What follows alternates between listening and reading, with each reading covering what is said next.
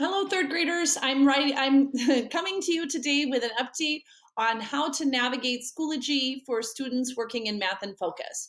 I know there is a handful of you that are starting this soon, so I wanted to make sure you understood what to do. And for those of you that have been working on it, maybe this is a refresher to make sure that you understand what the expectations are.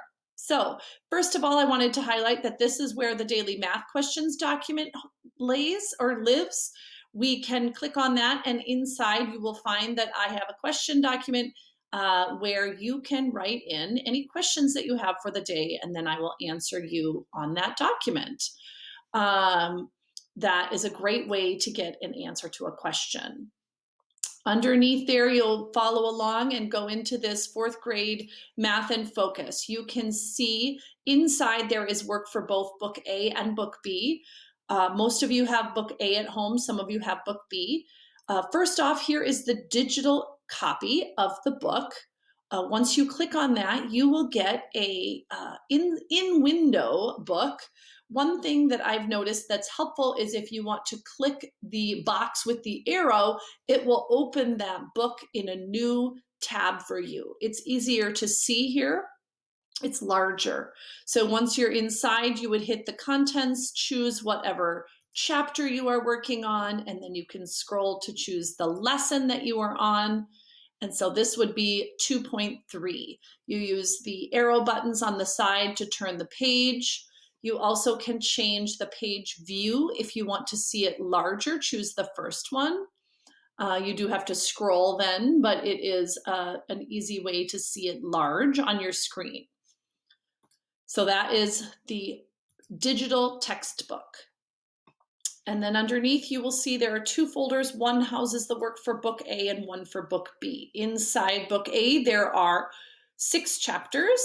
Inside each chapter, there are lessons. So each day when you go in, you will click in your lesson that you want to complete.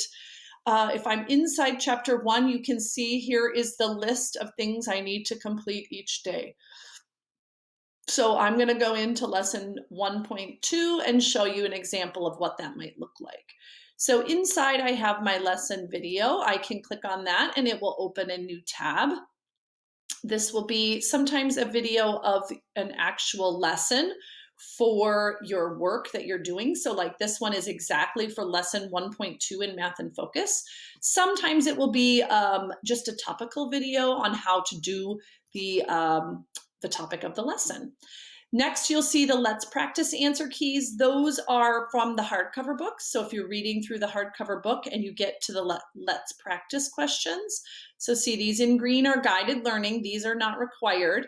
Once you get to the end, we have the Let's Practice. Inside each one, remember the Learn is the new material. And here at the end of the lesson is a Let's Practice. If you're choosing to do those, you will see at the end it tells you what workbook page to go to.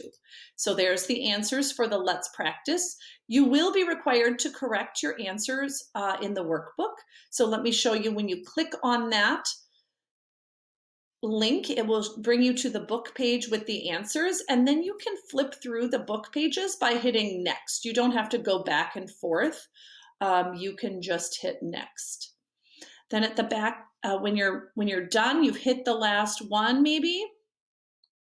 If you hit next again, it will go to the next thing you're supposed to do, which is IXL, or you can click back in to do lesson 1.2 and it'll bring you back to that. So there's an IXL or 2 or 3 listed for each lesson. You can save those and do those on Fridays, or you can do them each day. There's not a requirement to do a new lesson on Fridays.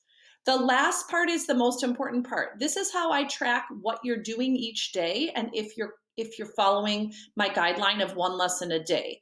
It also helps me understand if you know what you're doing in the lesson for that day or if you need some extra help. So each of these you do 1 per day or 1 per lesson if you're doing more than 1 lesson a day. You click on Start New Attempt, and it will give you a short multiple choice or fill in the blank quiz, usually between 2 and 4 questions. And once you have clicked in here, you can follow your progress in grades.